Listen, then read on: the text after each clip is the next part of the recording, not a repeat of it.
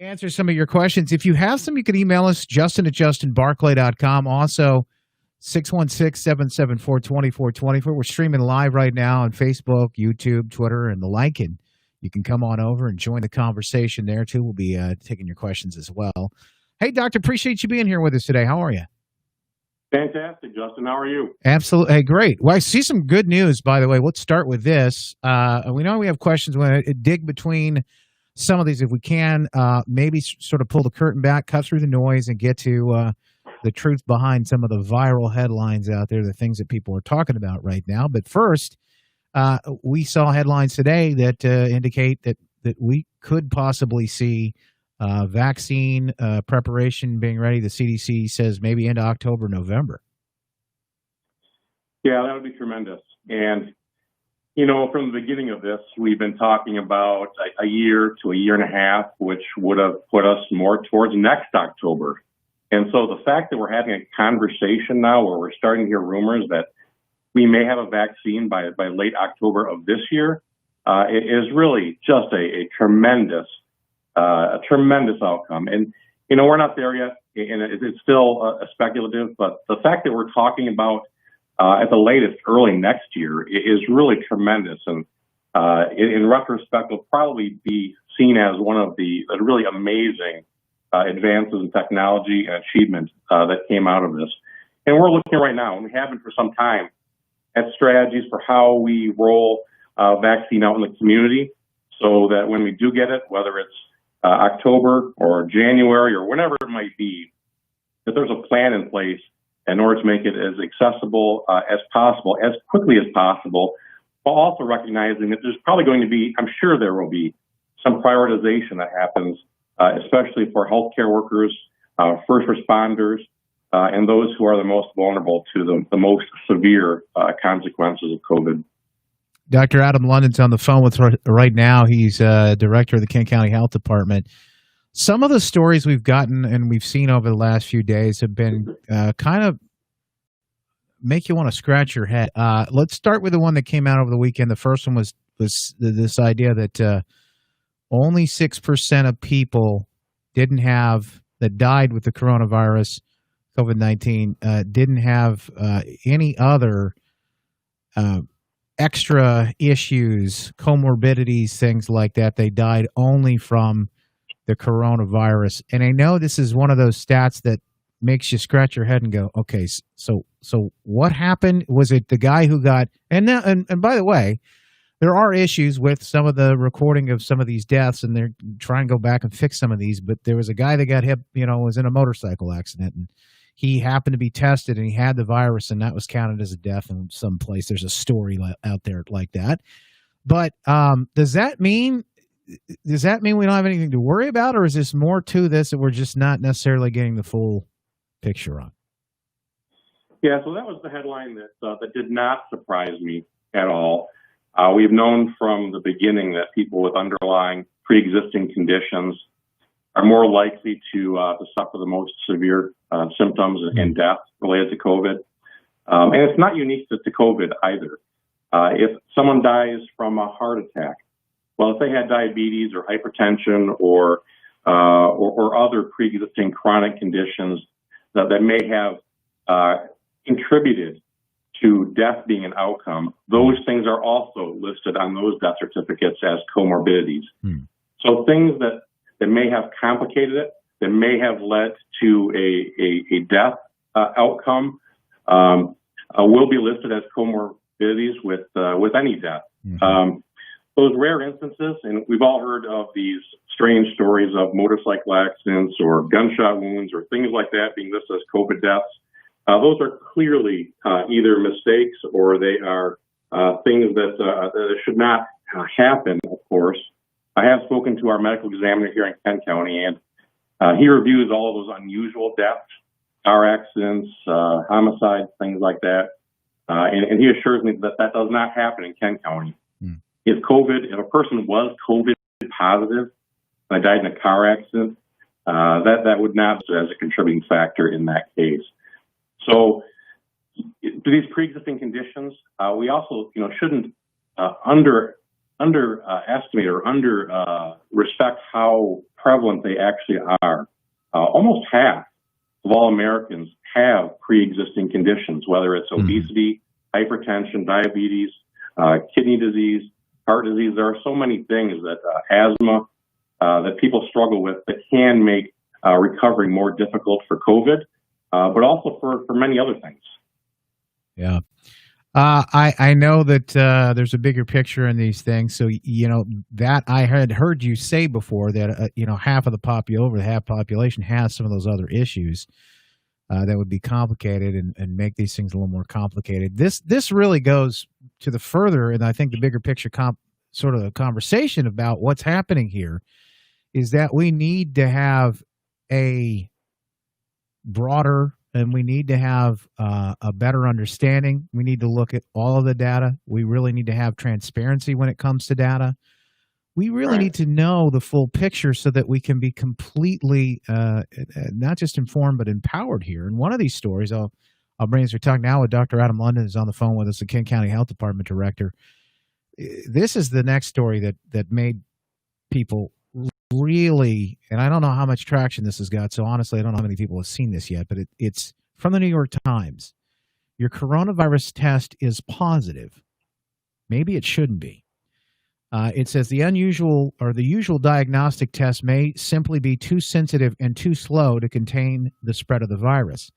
One of the things that it goes on to mention and talk about in this article is that, and this is really above my pay grade, but as much as and as simply as I can understand this and put this, is that the tests that are being done right now may be too sensitive to really know who's got the actively infected with the virus and who then might be spreading the virus, et cetera. And doctor, maybe you can weigh in on this, this article that I sent you, but this would indicate that these tests that are out there, maybe the best we have right now, but maybe we should look at them a little bit closer to get a better handle on when it comes to having a fuller understanding and control over who's infected, who is possibly going to infect others. Maybe this is part of the issues we're having when we see people who are testing positive, they're asymptomatic, or maybe they have pieces of the virus that are still in them that are left over from an infection that occurred a while ago. Can you shed some light on this for us as we try to understand this and get a little bit better picture on it? Yeah, I can certainly try to, Justin. This was the headline that did surprise me over the weekend, was that the sensitivity of the PCR, that's the genetic test that's done for COVID, that sensitivity may be too great, and that in many cases what may be detected is either levels of the virus that are well below a threshold that would be effective for transmitting the virus, or could be just picking up on viral particle remains from a previous infection, but cases or instances where actual transmission is no longer a possibility. Which, I guess if we're going to pick a test that's either too sensitive or one that's not sensitive enough, I think I would rather err with one that's too sensitive. But it is a problem. It's a concern. It's something that I hope they can dial in to get to a level of sensitivity actually predictive of a current infection and an infection that could be spread to others. And I think this is one more example of how underprepared the entire system was for a pandemic, and the fact that our tools really need to be better. And they need to be better in advance of when the problem develops. We wouldn't, send military in without first testing their weapons and their equipment and making sure that we were highly confident that those tools were going to work when they're needed the most. And here, in a similar way, a virus like this is a threat to our national security. It's a threat to the health and wellness of the American people. And we're in a spot where we're using tools that were not thoroughly tested, and that the confidence in those tools has not been accepted by the American people. And we see that with the recommendations on masks and things like that. It's unfortunate that we had to be in the midst of a pandemic before we realized the challenges with the testing, with treatment, with PPE, and so many other elements of this. It's just it's a shame. But I hope we learn from this, and I hope that we can continue to get better as this advances, and we're better prepared for the next time something like this happens, God forbid. Dr. Adam London with the King County Health Department. He's a director, and questions about that vaccine. We talked about some of that news, and it's good news that it is on its way. We've seen a lot of positive things, and we'll talk more about some of that good news before we let you go. But one of the questions about the vaccine we had, someone asked, is this vaccine going to be a mandatory thing? Is this something in Michigan that is going to be an option for people who should be taking it? Those are some of the questions that we're getting as well. I don't believe it'll be mandatory. That if there is a mandate, it won't come from your local health departments. I don't expect that it'll be mandatory. I think that many of our vaccines are required for attending school, of course, but waivers are available in the state of Michigan for, of course, for medical, but also for philosophical and religious opposition. I don't expect that it'll be a requirement. Also because, for what we have seen is the level of vaccine coverage that we need for effective herd immunity for COVID-19 is far less than what we would see for something that's more contagious like measles. For measles, in order to have effective protection in a community, you have to have upwards of 90% of the population vaccinated. For what we're seeing from the studies that are out there, to have effective herd immunity for COVID-19, we're looking at closer to 70%, give or take. So I think that we should be able, hopefully, to get there between the people who have already been exposed and through the vaccine distribution. Hopefully, we'll be able to get there pretty quickly. Yeah, let's talk a little bit about that herd immunity and some of these, maybe some of the good news of things that we're seeing right now.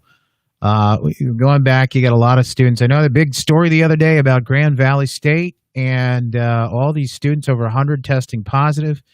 And I had to take a step back from the headline and say, wait a minute, didn't they just go back Monday? So the good news that's kind of buried in the story is here's testing that we did in an effort to make sure that we have a good handle on what's happening on campus and that we do the best we can here and keep everybody as safe as possible. Isn't that maybe the real story there? Is that, look, we've identified some things, and these kids weren't infected on campus. Yeah, nice work, Justin. I think I've got a job in epidemiology for you because that's spot on. Yeah. And that Grand Valley actually did a really good job in preparing for the beginning of class and in making testing accessible and in contact tracing. It's very likely that those cases were infections that occurred because of exposures not on campus. They happened elsewhere.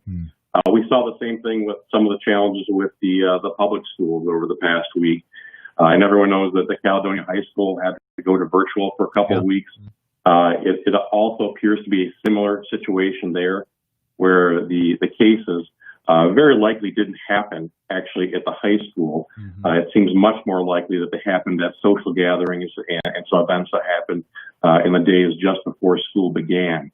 But because of the large number of, really enormous number of close contacts that were identified, the school, in conjunction with the health department, decided the best thing to do was just to pause the face-to-face for a couple of weeks, let it cool down, and then move on. Yeah.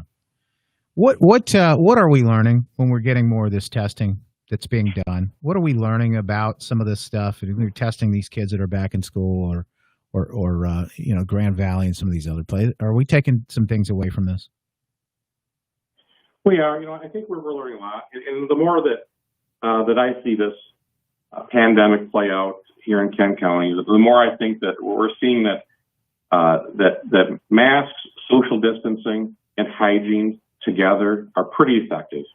And we see very few outbreaks and clusters where those things have been practiced pretty consistently. We're learning that the outdoor environment is far less concerning than the indoor environment. And we're learning that when people disregard all these precautions, that's when we tend to see the worst symptoms. And we tend to see these worst outbreaks and the more severe symptoms where you have clusters of lots of sick people at the same time.